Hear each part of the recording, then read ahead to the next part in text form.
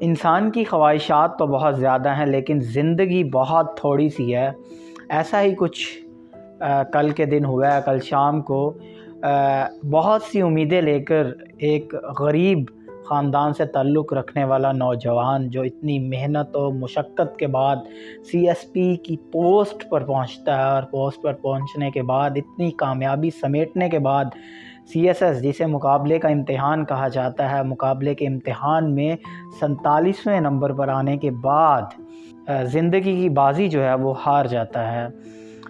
کہتے ہیں نا کہ نظر جو ہے وہ اچھے اچھے نوجوانوں کو، اچھے اچھے انسانوں کو جو ہے وہ کھا جاتی ہے۔ ایسا ہی کچھ اسی شخص کے ساتھ ہوا ہے،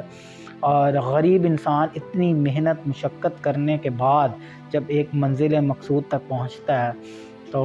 وہ اپنی زندگی کو اس طریقے سے جی ہی نہیں پاتا، ان خواہشات کو پورا ہی نہیں کر پاتا جو وہ اپنے وہ ذہن میں، جو اس کے گمان میں چل رہی ہوتی ہیں، اور اپنی فیملی کو وہ سب کچھ دینے کی جو اس کی خواہشات ہوتی ہیں، جس سوچ کو وہ لے کر سٹیپ بائی سٹیپ اس منزل تک پہنچتا ہے، آخر کار وہ اس منزل تک پہنچ کر بھی جو ہے وہ ہار جاتا ہے۔ ایسا ہی بلال پاشا کے ساتھ ہوا، جس کا تعلق ایک نہایت ہی غریب خاندان سے تھا، اور کس طرح انہوں نے محنت کی۔ میں خود سی ایس ایس ایسپیرنٹ ہوں، اور میں سمجھ سکتا ہوں کہ کس طرح اس کا پریشر ان کے مائنڈ پر ہوگا، اور کیا کیا باتیں اور کیا کیا چیزیں جو ہیں وہ ان کے مائنڈ میں چلتی رہی ہوں گی۔ لہذا دوستوں، میں آپ سے صرف اتنا کہنا چاہوں گا، مزید ڈیٹیلز میں نہیں جاؤں گا، کہ آپ چھوٹی سی چیز ہے